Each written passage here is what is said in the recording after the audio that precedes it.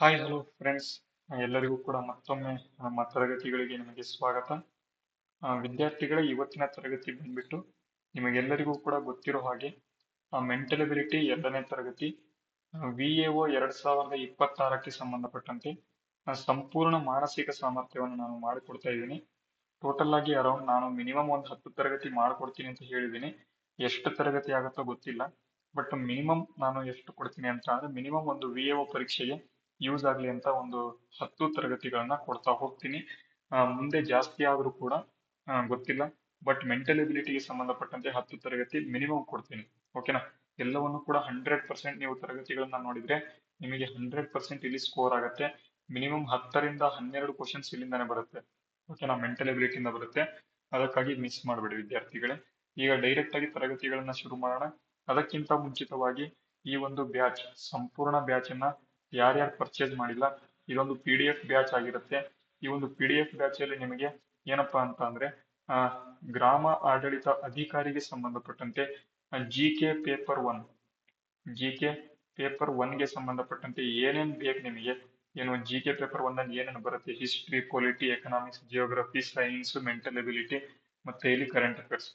ಕಳೆದ 6 ತಿಂಗಳ current affairs ಅನ್ನು ಕೂಡ ಈ ಒಂದು ಬ್ಯಾಚ್ ಅಲ್ಲಿ ಕವರ್ ಮಾಡಿ ನಾವು PDF ಮಾಡಿದೀವಿ. ನಿಮಗೆ ಏನಾದ್ರು ಬೇಕು ಅಂತ ಅಂದ್ರೆ ಇಲ್ಲಿ ಕೊಟ್ಟಿರ್ತಕ್ಕಂಥ ಸ್ಕ್ಯಾನರ್ ಮುಖಾಂತರ 501 ರೂಪಾಯಿನ ಪೇ ಮಾಡಿರ್ತಕ್ಕಂಥ ಸ್ಕ್ರೀನ್ ಶಾಟ್ ಅನ್ನ ಉದ್ಯೋಗ್ ಜೀವನ್, ಇಲ್ಲಿ ಬರೀತೀನಿ, ಇಮೇಲ್ ಐಡಿ ಬರೀತೀನಿ ನೋಡಿ, ಉದ್ಯೋಗ್ ಜೀವನ್ 12@gmail.com.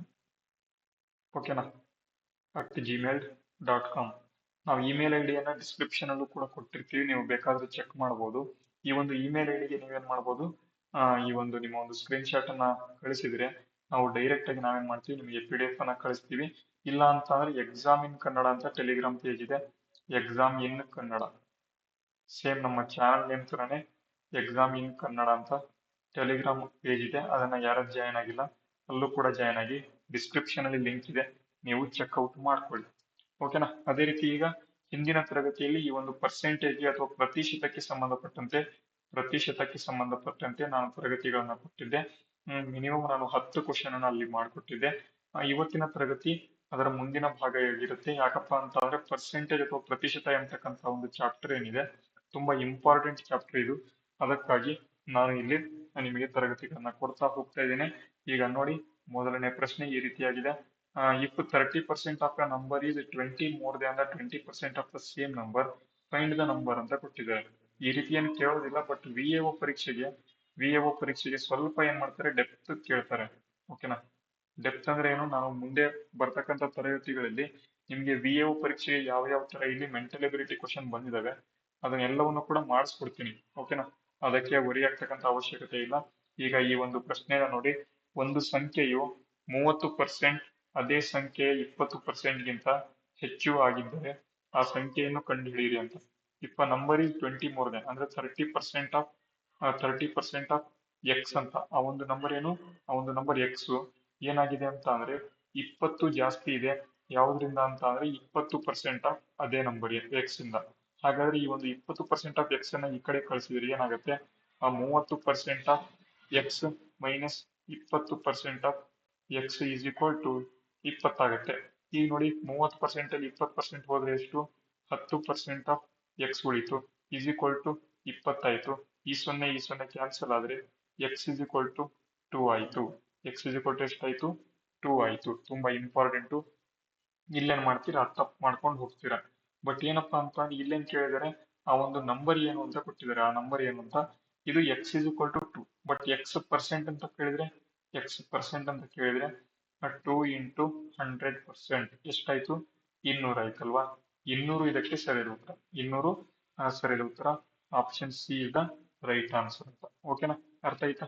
ತುಂಬಾ ಇಂಪಾರ್ಟೆಂಟ್ ವಿದ್ಯಾರ್ಥಿಗಳು, ಇಲ್ಲಿಂದ ಪಕ್ಕಾ ಪ್ರಶ್ನೆ ಬರುತ್ತೆ. ಯಾಕಪ್ಪ ಅಂತ ಅಂದ್ರೆ ಇಲ್ಲಿ ಪರ್ಸೆಂಟ್ ಹಂಗೆ ಉಳ್ಕೊಂಡಿದ್ವಿ, ಇಲ್ಲಿ 20 ಅಷ್ಟೇ ಇತ್ತು. ಈ ಒಂದು ಪರ್ಸೆಂಟೇಜ್ಗೋಸ್ಕರ ನಾವೇನ್ ಮಾಡಿದ್ವಿ, ಇಲ್ಲಿ 2 0 ಹಾಕಿದ್ವಿ. ಅದಕ್ಕಾಗಿ ಗೊತ್ತಿರಲಿ ವಿದ್ಯಾರ್ಥಿಗಳು. ಓಕೆನಾ? ಅರ್ಥ ಆಯ್ತಾ? ಮೊದಲನೇ ಪ್ರಶ್ನೆ ಎಲ್ರಿಗೂ ಕೂಡ ಗೊತ್ತಾಯ್ತು ಅಲ್ವಾ. ಮುಂದೆ ಹೋಗೋಣ ಇವಾಗ, ಬನ್ನಿ. ಮತ್ತೆ ಹಿಂದಿನ ಒಂದು ತರಗತಿಯಲ್ಲಿ ಒಂದು ಕ್ವಶನ್ ಕೊಟ್ಟಿದ್ದೆ, ಅದನ್ನು ಕೂಡ ಮಾಡಿಬಿಡೋಣ. ನೋಡಿ, ಏನಪ್ಪಾ ಅಂತಂದ್ರೆ ಒಬ್ಬ ಅಂಗಡಿಯವನು ವಸ್ತುವಿನ ಖರೀದಿ ಬೆಲೆಯ ಮೇಲೆ 40% ಹೆಚ್ಚುವರಿ ಗುರುತಿನ ಬೆಲೆ ಮೇಲೆ ನಿಗದಿಪಡಿಸಿ 15% ರಿಯಾಯಿತಿಯನ್ನ ನೀಡಿದ್ರೆ ಅವನ ಲಾಭದ ಶೇಕಡಾವಾರು ಎಷ್ಟು ಅಂತ. ಅಂದ್ರೆ ಏನಪ್ಪಾ ಅಂತಾನೆ, ಒಂದು ಅಂಗಡಿಯವನು ಒಂದು 100 ರೂಪಾಯಿಗೆ ಒಂದು ಬ್ಯಾಗ್ ಇದೆ ಅಂತ ಅಂದ್ರೆ ಆ ಒಂದು ಬ್ಯಾಗ್ ಅನ್ನ 140 ಮಾರಾಟಕ್ಕೆ ಅವನು ಏನ್ ಮಾಡ್ತಾನೆ, ಮಾರಾಟ ಬೆಲೆಯನ್ನ ಇಡ್ತಾನೆ. ಓಕೆನಾ, ಮಾರಾಟ ಬೆಲೆಯನ್ನ ಇಡ್ತಾನೆ. ಅದ್ರ ಮೇಲೆ ಏನ್ ಮಾಡ್ತಾನೆ, 15% ಡಿಸ್ಕೌಂಟ್ ಕೊಡ್ತಾನೆ. 15% ಡಿಸ್ಕೌಂಟ್ ಅಂತ ಅಂದ್ರೆ 5 ಮೂರ್ಲೆ 5 ಎರಡ್ಲೆ 10, 0 21ಲೆ 27ಲೆ 40, 7 ಮೂರ್ಲೆ 21. ನೋಡಿ, 140 ರೂಪಾಯಿ ಇರುತ್ತೆ, ಅದರಲ್ಲಿ 21 ರೂಪಾಯಿ ಏನ್ ಮಾಡ್ತಾನೆ, ಡಿಸ್ಕೌಂಟ್ ಕೊಡ್ತಾನೆ. ಹಾಗಾದ್ರೆ ಎಷ್ಟು ಉಳಿತು? 119 ಉಳಿತು. ಆದ್ರೆ ಅದರ ಮುಖಬೆಲೆ ಎಷ್ಟು ಇರ್ಬೇಕಾಗಿತ್ತು? 100 ಇರ್ಬೇಕಾಗಿತ್ತು. 100ರಿಂದ ಎಷ್ಟು ರೂಪಾಯಿ ಜಾಸ್ತಿ ಆಯ್ತು? 19 ರೂಪಾಯಿ ಜಾಸ್ತಿ ಆಯ್ತು. ಈ ಒಂದು 19 ರೂಪಾಯಿ ಜಾಸ್ತಿ ಆಗಿದ್ದಕ್ಕೆ ಏನಾಗುತ್ತೆ, 19% ಏನಾಗುತ್ತೆ, ಅವರಿಗೆ ಲಾಭ ಆಗುತ್ತೆ. ಓಕೆನಾ, ಆಪ್ಷನ್ ಯಾವುದು? Option C is the right answer. ನಿನ್ನೆ ಕ್ವಶನ್ ಯಾರು ಆನ್ಸರ್ ಮಾಡಿದ್ರಿ ಎಲ್ಲರೂ ಕೂಡ ಇನ್ನೊಂದ್ಸರಿ ನೋಡ್ಕೊಳ್ಳಿ. ನಿಮಗೆ ಯಾರ್ಯಾರು ಆಪ್ಷನ್ ಸಿ ಮಾಡಿದಿರಾ ಅವರದ್ದು ಸರಿಯಾದ ಉತ್ತರ. ಓಕೆನಾ, ಅರ್ಥ ಆಯ್ತಾ? ಮುಂದೆ ಹೋಗೋಣ. ಇವಾಗ ಇವತ್ತಿನ ಪ್ರಶ್ನೆ ತುಂಬಾ ಇದಾವೆ, ಅವನ್ನೇ ನೋಡೋಣ. ನೆಕ್ಸ್ಟ್ ನೋಡಿ, ಇಲ್ಲೊಂದು ಪ್ರಶ್ನೆ ಇದೆ. A candidate needs a 40% of marks to pass the examination. If he obtains 220 marks and fails by 20 marks, then what is the maximum marks ಅಂತ. ನೋಡಿ, ಒಂದು ಪರೀಕ್ಷೆಯಲ್ಲಿ ಉತ್ತೀರ್ಣನಾಗಲು 40% ಅಂಕಗಳು ಬೇಕು. ನೋಡಿ, ಟೋಟಲ್ ಆಗಿ 100 ಅಂಕ ಇದೆ ಅಂತ ಅನ್ಕೊಳ್ಳಿ. ಉತ್ತೀರ್ಣ ಆಗೋದಕ್ಕೆ ಎಷ್ಟು ಅಂಕ ಬೇಕು? 40% ಬೇಕು. ಓಕೆನಾ, ಒಬ್ಬ ಅಭ್ಯರ್ಥಿಯು 220 ಅಂಕಗಳನ್ನ ಪಡೆದು 220 ಅಂಕಗಳನ್ನ ಪಡೆದು 20 ಅಂಕಗಳಿಂದ ಅನುತ್ತೀರ್ಣನಾಗ್ತಾನೆ. 20 ಅಂಕಗಳಿಂದ ಅನುತ್ತೀರ್ಣನಾಗ್ತಾನೆ ಅಂದ್ರೆ ಇನ್ನು 20 ಅಂಕ ತಗೊಂಡ್ಬಿಟ್ರೆ ಅವನೇನಾಗ್ತಾನೆ, ಪಾಸ್ ಆಗ್ತಾನಲ್ವಾ? ಪಾಸ್ ಆಗ್ತಾನಲ್ವಾ? ಹಾಗಾದ್ರೆ ಎಷ್ಟು ಬೇಕು ಪಾಸ್ ಆಗೋದಕ್ಕೆ? 240 ಬೇಕಲ್ವಾ? 240, 220 ಪ್ಲಸ್ 20, 240 ಬೇಕಲ್ವಾ? ಅದೇ ಪಾಸ್ ಆಗೋದಕ್ಕೆ ಎಷ್ಟು ಪರ್ಸೆಂಟ್ ತೆಗಿಬೇಕು? 40% ತೆಗಿಬೇಕಂತ ಅವರೇ ಕೊಟ್ಟಿದಾರಲ್ವಾ. ಒಂದು ಪರೀಕ್ಷೆಯಲ್ಲಿ ಉತ್ತೀರ್ಣ ಆಗಲು 40% ಅಂಕಗಳು ಅಗತ್ಯ ಅಂತ ಅವರೇ ಕೊಟ್ಟಿದಾರಲ್ವಾ. ಹಾಗಾದ್ರೆ 40% ಈಸ್ ಈಕ್ವಲ್ ಟು 240 ಆದ್ರೆ ಟೋಟಲ್ ಆಗಿ ಶೇಕಡಾವಾರು 100ಕ್ಕೆ ಎಷ್ಟು ಅಂತ ಕೇಳಿದರೆ, ಈ 0 ಕ್ಯಾನ್ಸಲ್ ಆಯ್ತು. 4 1 4 6 24, 6 ಇಂಟು 100 ಎಷ್ಟಾಯ್ತು? 600. ಇದಕ್ಕೆ ಸರಿಯಾದ ಉತ್ತರ 600 ಇಲ್ಲಿದೆ, ಆಪ್ಷನ್ ಸಿ ನಲ್ಲಿದೆ. ತುಂಬಾ ಇಂಪಾರ್ಟೆಂಟ್ ವಿದ್ಯಾರ್ಥಿಗಳು, ಇದೇ ರೀತಿ ಪ್ರಶ್ನೆ ಬರುತ್ತೆ ನಿಮಗೆ ಎಕ್ಸಾಮ್ ಅಲ್ಲಿ. ನೀವು ಇಂಥ ಎಕ್ಸಾಮ್ ಕ್ವಶನ್ ಬಂದಾಗ ಏನ್ ಮಾಡ್ತೀರಾ, ಬಿಟ್ಟು ಬಂದ್ಬಿಡ್ತೀರಾ. ಓಕೆನಾ, ಕನ್ಫ್ಯೂಸ್ ಆಗಿ ಬಿಟ್ಟು ಬಂದ್ಬಿಡ್ತೀರಾ. VA ಪರೀಕ್ಷೆಗೆ ಇನ್ನೇನು ಟಫ್ ಕೇಳೋದಿಲ್ಲ ಇವರು. VAO ಪರೀಕ್ಷೆಗೆ ಮೆಂಟಲ್ ಎಬಿಲಿಟಿ ಇದೇ ಲೆವೆಲ್ ಬರುತ್ತೆ, ಇದನ್ನ ಬಿಟ್ಟು ಏನೂ ಕೂಡ ಜಾಸ್ತಿ ಬರೋದಿಲ್ಲ. ಬಟ್ ನೀವೇನ್ ಮಾಡ್ಬೇಕು, ಕರೆಕ್ಟ್ ಆಗಿ ಓದಿ ಎಕ್ಸಾಮ್ಸ್ ಅನ್ನ ಪಾಸ್ ಮಾಡಿದ್ರೆ ಪಾಸ್ ಮಾಡ್ಬೋದು. ಓಕೆನಾ, ಮುಂದಕ್ಕೆ ಹೋಗೋಣ. ನೋಡಿ ಮುಂದೆ ಏನಿದೆ ನೋಡಿ, ಇಲ್ಲಿ ನೋಡಿ, ಸಕ್ಕರೆಯ ಬೆಲೆಯು 25% ಹೆಚ್ಚಾಗಿದೆ. ಖರ್ಚು ಬದಲಾಗದೇ ಇರಲು ವ್ಯಕ್ತಿಯು ತನ್ನ ಬಳಕೆಯನ್ನು ಎಷ್ಟು ಶೇಕಡ ಕಡಿಮೆ ಮಾಡಬೇಕು ಅಂತ. ಸಕ್ಕರೆ ಏನಿದೆ, ಸಕ್ಕರೆ 100 ರೂಪಾಯಿ ಇದೆ ಅಂತ ಅನ್ಕೊಳ್ಳಿ. ಒಂದು ಕೆಜಿಗೆ 100 ರೂಪಾಯಿ ಇದೆ ಅಂತೆ. ಅದು ಏನಾಗುತ್ತೆ, 125 ರೂಪಾಯಿ ಆಗುತ್ತೆ. 125 ರೂಪಾಯಿ ಆಗುತ್ತೆ. ಬಟ್ ಏನ್ ಮಾಡ್ತಾನ ಅವನು, ಅವನೇನ್ ಯೂಸ್ ಮಾಡ್ತಾ ಇರ್ತಾನೆ ಅದರಲ್ಲಿ ಹಂಗೆ ಇರುತ್ತೆ. ಅಂದ್ರೆ ಅವ್ನ ಖರ್ಚು ಬದಲಾಗೋದಿಲ್ಲ. ಅಂದ್ರೆ 1 ಕೆಜಿ ಯೂಸ್ ಮಾಡ್ತಾ ಇದ್ದಾನೆ ಅಂತ ಅಂದ್ರೆ ಇನ್ನು 1 ಕೆಜಿನ ಯೂಸ್ ಮಾಡ್ತಾನೆ, 100 ಯೂಸ್ ಮಾಡ್ತಾನೆ. ಹಾಗಾದ್ರೆ ಎಷ್ಟು ಕಡಿಮೆ ಯೂಸ್ ಮಾಡ್ಬೇಕು ಅವನು? 25 ಕಡಿಮೆ ಯೂಸ್ ಮಾಡ್ಬೇಕಲ್ವಾ? 25 ಕಡಿಮೆ ಯೂಸ್ ಮಾಡ್ಬೇಕು. ಹಾಗಾದ್ರೆ 125ರಲ್ಲಿ 25 ಕಡಿಮೆ ಯೂಸ್ ಮಾಡಿದ್ರೆ 100ಕ್ಕೆ ಎಷ್ಟು ಅಂತ ಕೇಳಿದ್ದಾರೆ. 25 1ಲೆ 25, 25 5ಲೆ 125, 5 1ಲೆ 5 2ಲೆ 0, 20% ಇದಕ್ಕೇನು ಸರಿಯಾದ ಉತ್ತರ. ಓಕೆನಾ, ಈ 20% is the right answer. Option C ಇಲ್ಲಿ ಸರಿಯಾದ ಉತ್ತರ ಆಗಿರ್ತಕ್ಕಂಥದ್ದು. ಪ್ರಶ್ನೆ 100% ಇದೇ ರೀತಿ ಬರುತ್ತೆ. ನಾನು ಏನು ಜಾಸ್ತಿ ಬರಿತಾ ಇಲ್ಲ, ಜಸ್ಟ್ ಒಂದು 4ರಿಂದ 5 ಬರಿತಾ ಇದ್ದೀನಿ, 5 ನಂಬರ್ಸ್ ಬರಿತಾ ಇದ್ದೀನಿ, ಆನ್ಸರ್ ತರ್ತಾ ಇದ್ದೀನಿ. ಯಾಕಪ್ಪ ಅಂತಂದ್ರೆ ಇವೆಲ್ಲವೂ ಕೂಡ ಈಸಿ ಕ್ವಶನ್ಸ್. ಮುಂದೆ ಟಫ್ ಕ್ವಶನ್ಸ್ ಬಂದಾಗ ನಾನೇನ್ ಮಾಡ್ತೀನಿ, ನಿಮಗೆ ಸಂಪೂರ್ಣವಾಗಿ ಈಸಿಯಾಗಿ ಹೇಳ್ಕೊಡ್ತೀನಿ. ಓಕೆನಾ, ಅದಕ್ಕೆ ನೀವೇನ್ ಮಾಡ್ಬೇಕು, ತರಗತಿಗಳನ್ನ ಕಂಟಿನ್ಯೂಸ್ ಆಗಿ ನೋಡ್ಕೊತಾ ಹೋಗ್ಬೇಕು. ಅಂದ್ರೆ ಮಾತ್ರ ನಿಮಗೆ ಇದು ಯೂಸ್ ಆಗುತ್ತೆ. ಮುಂದಿನ ಪ್ರಶ್ನೆ ನೋಡಿ ಏನಿದೆ. ಓಕೆ, ಇಲ್ಲಿ ನೋಡಿ, ಒಂದು ಸಂಖ್ಯೆಯನ್ನು 20% ಹೆಚ್ಚಳ ಮಾಡಿ ನಂತರ 25% ಹೆಚ್ಚಳ ಮಾಡಲಾಗಿದೆ. ಮೂಲ ಸಂಖ್ಯೆಯನ್ನು ಪಡೆಯಲು ಅಂತಿಮ ಸಂಖ್ಯೆಯನ್ನು ಒಂದೇ ಬಾರಿ ಎಷ್ಟು ಶೇಕಡ ಕಡಿಮೆ ಮಾಡಬೇಕು ಅಂತ. A number increased by 20% and then increased by 25%. By what single percentage should the resulting number will be decreased? ಕಡಿಮೆ ಮಾಡಬೇಕು to get to original number ಅಂತ. ಓಕೆನಾ, ಇಲ್ಲಿ ನೋಡಿ, ಮೊದಲೇ ಎಷ್ಟು ಕೊಟ್ಟಿದ್ದಾರೆ, 20% ಜಾಸ್ತಿ ಮಾಡ್ತಾರಂತೆ. 20% ಫ್ರಾಕ್ಷನ್ ಏನು, 20% is equal to 1/5 ಅಂತ ಬರಿತೀವಲ್ವಾ. ನೋಡಿ, 5 ಏನಾಗುತ್ತೆ, 1 ಕಡಿಮೆ ಆಗಿ 4 ಆಗತ್ತಲ್ವಾ. 5 ಏನಾಯ್ತು, 4 ಆಯ್ತು. ಅದೇ ರೀತಿ 25% ಅಂತ ಒಂದು ಕೊಟ್ಟಿದ್ದಾರೆ. ನೆಕ್ಸ್ಟ್ 25% ಫ್ರಾಕ್ಷನ್ ಏನು, 25% ಈಕ್ವಲ್ ಟು 1/4 ಅಲ್ವಾ. 4 ಇದ್ದಿದ್ದು ಏನಾಗುತ್ತೆ, 3 ಆಗುತ್ತೆ. 4 ಇದ್ದಿದ್ದು 3 ಆಯ್ತು. ಈಗ ನೋಡಿ 5 4 ಎಷ್ಟು, 20. 4 3 ಎಷ್ಟು, 4 3 ಎಷ್ಟು, 12. 4 3 12 ಅಲ್ವಾ. ನೋಡಿ ಮೊದಲೆಷ್ಟಿತ್ತು, ಒಂದೇ ಬಾರಿ ಏನ್ ಮಾಡಿದ್ದಾರೆ, ಇನ್ಕ್ರೀಸ್ ಕೊಟ್ಟಿದಾರಲ್ವಾ. ನಾನು ಡಿಕ್ರೀಸ್ ಬರೆದ್ಬಿಟ್ಟೆ, ಸಾರಿ, ಇದಲ್ಲ ಇದು. ಓಕೆ,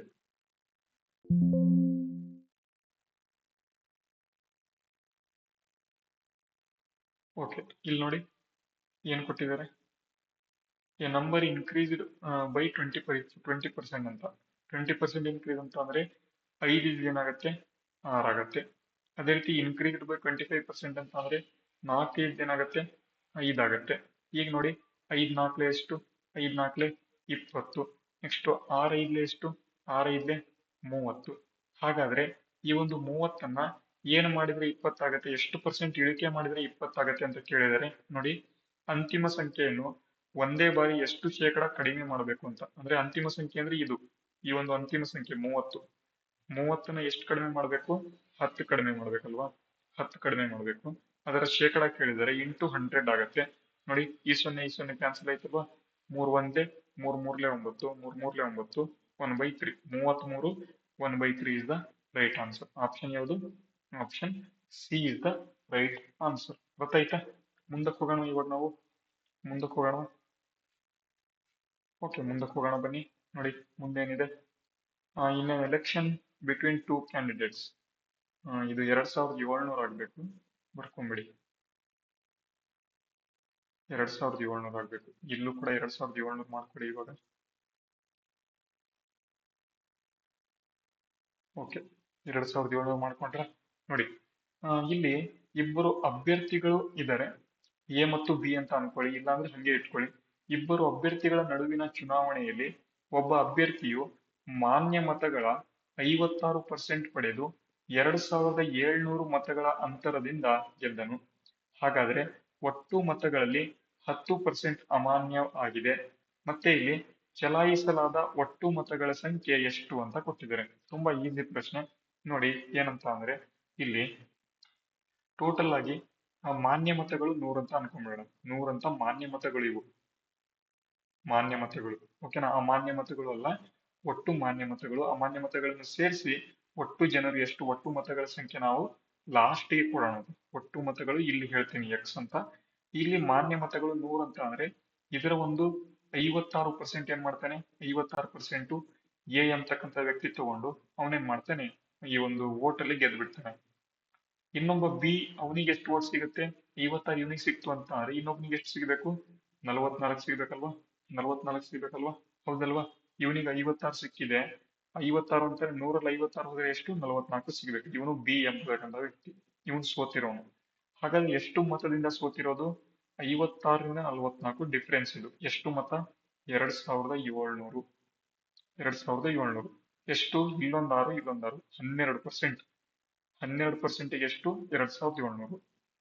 12% ಎಷ್ಟು, 2700 ಇಂಟು 100ಕ್ಕೆ ಎಷ್ಟು ಅಂತ ಕೇಳಿದರೆ, 3 4 12, 3 9 27, 0 0, 4 1 4 25, 25 ಎಷ್ಟು, 225 0.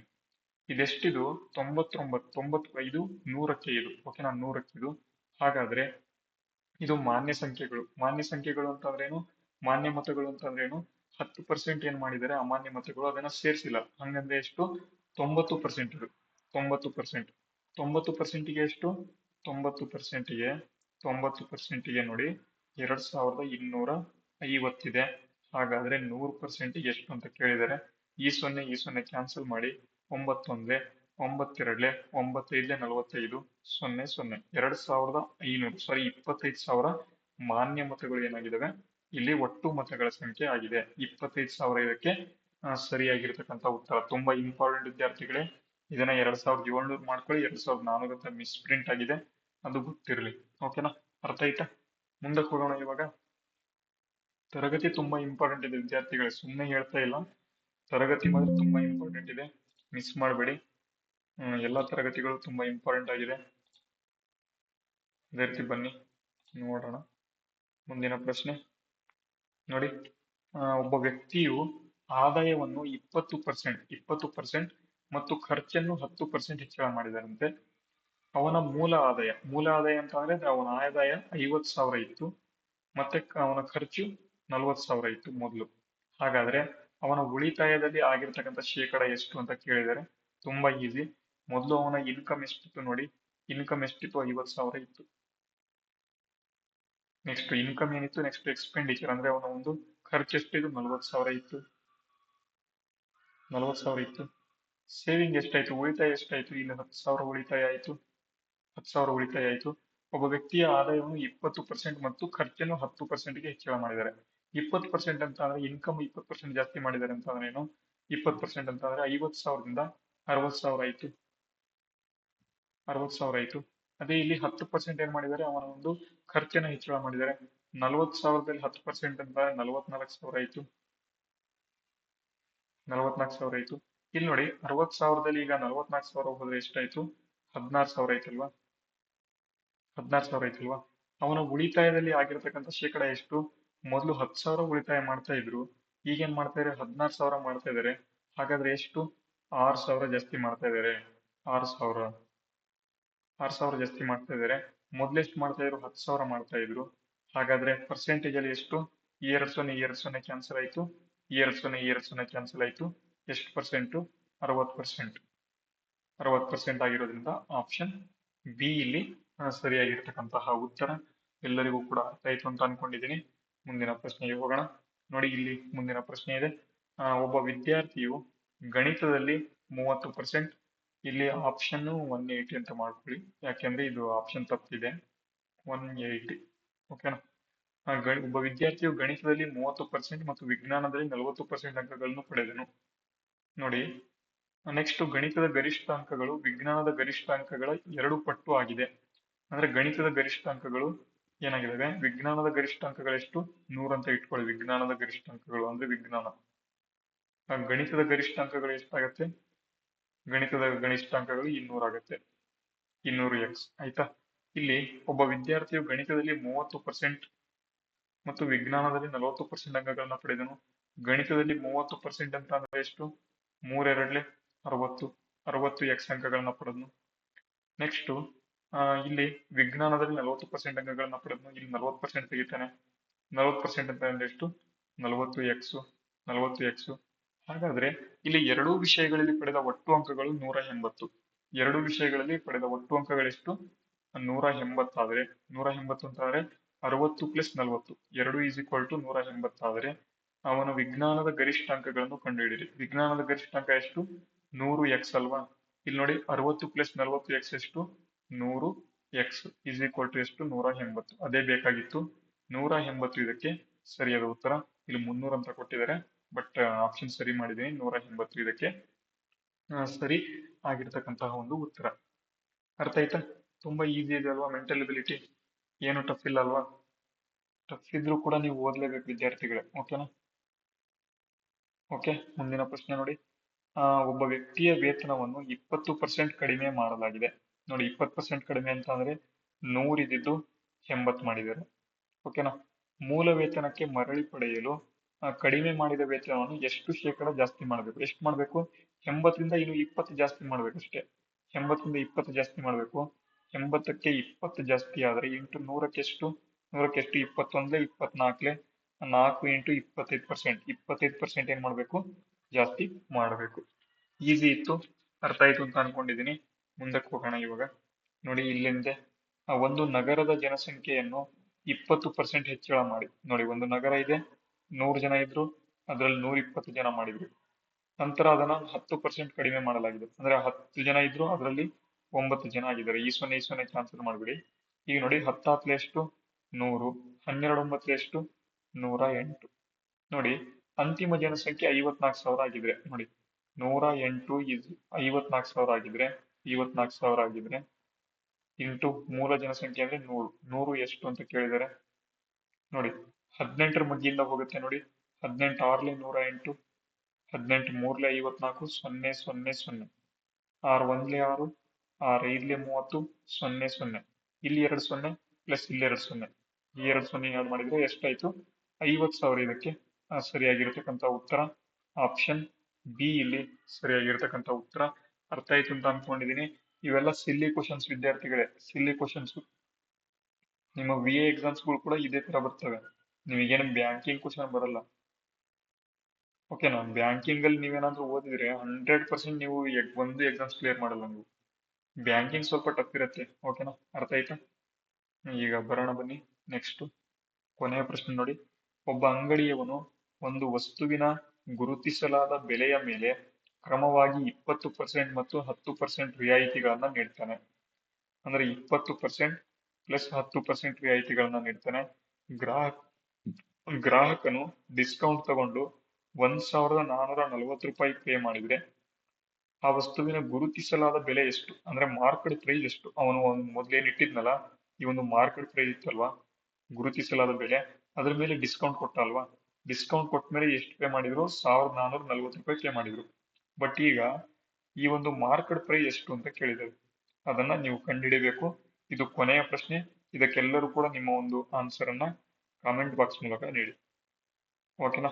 ಕಾಮೆಂಟ್ ಬಾಕ್ಸ್ ಮೂಲಕ ಕೊಡಿ ಅಂತ ಹೇಳ್ತಾ, ಇವತ್ತಿನ ತರಗತಿ ನಿಮಗೆಲ್ಲರಿಗೂ ಕೂಡ ಅರ್ಥ ಆಗಿದ್ರೆ ವಿಡಿಯೋಗೆ ಲೈಕ್ ಮಾಡಿ, ಶೇರ್ ಮಾಡಿ, ಸಬ್ಸ್ಕ್ರೈಬ್ ಮಾಡಿ. ಜೊತೆಗೆ ಈ ಒಂದು ಸಂಪೂರ್ಣ ಬ್ಯಾಚ್ ಅನ್ನ ಯಾರಾದ್ರೂ ಪರ್ಚೇಸ್ ಮಾಡೋರಾಗಿದ್ರೆ ಈಗಲೇ ಪರ್ಚೇಸ್ ಮಾಡ್ಕೊಳ್ಳಿ. ಗ್ರಾಮ ಆಡಳಿತ ಅಧಿಕಾರಿ ಹುದ್ದೆಗಳಿಗೆ 501 ರೂಪಾಯಿಯಲ್ಲಿ ನಿಮಗೆ ಸಂಪೂರ್ಣವಾಗಿ PDF ಬ್ಯಾಚ್ ಅನ್ನ ಕೊಡ್ತಾ ಇದೀವಿ. ಈ ಒಂದು ಬ್ಯಾಚ್ ತುಂಬಾ ಇಂಪಾರ್ಟೆಂಟ್ ಆಗಿದೆ. ಓಕೆನಾ? ಈ ಒಂದು ಬ್ಯಾಚ್ ತುಂಬಾ ಇಂಪಾರ್ಟೆಂಟ್ ಆಗಿದೆ. ಈ ಒಂದು ಬ್ಯಾಚ್ ಅನ್ನ ಸೇರ್ಕೊಳ್ಳಿ, ನಿಮಗೆ 100% ಯೂಸ್ ಆಗುತ್ತೆ. ಜೊತೆಗೆ ಇದರಲ್ಲಿ ಪ್ರಚಲಿತ ಘಟನೆಗಳನ್ನು ಕೂಡ ಕೊಟ್ಟಿದ್ದೀವಿ. ಜೊತೆಗೆ ಮೆಂಟಲ್ ಎಬಿಲಿಟಿ ಕ್ಲಾಸ್ ಅನ್ನು ಕೂಡ ನಾವೇನ್ ಮಾಡ್ತಾ ಇದೀವಿ, ಮೆಂಟಲ್ ಎಬಿಲಿಟಿ ಕ್ಲಾಸ್ ನ ಒಂದು PDF ಅನ್ನು ಕೂಡ ಕೊಡ್ತೀವಿ. ಏನು ಮೆಂಟಲ್ ಎಬಿಲಿಟಿ ಕ್ಲಾಸ್ ನಡೀತಾ ಇದ್ದೇವೆ ಅದರ PDF ಅನ್ನು ಕೂಡ ಕೊಡ್ತೀವಿ, ನೀವು ಬೇಕಾದ್ರೆ ಜಾಯಿನ್ ಆಗ್ಬೋದು. ಓಕೆನಾ? ಇಮೇಲ್ ಬಂದ್ಬಿಟ್ಟು ನೋಡಿ, ಇಮೇಲ್ ಇಲ್ಲೊಂದ್ಸಲ ಕೊಡ್ತೀನಿ, ಉದ್ಯೋಗ್ ಜೀವನ್ 12@gmail.com.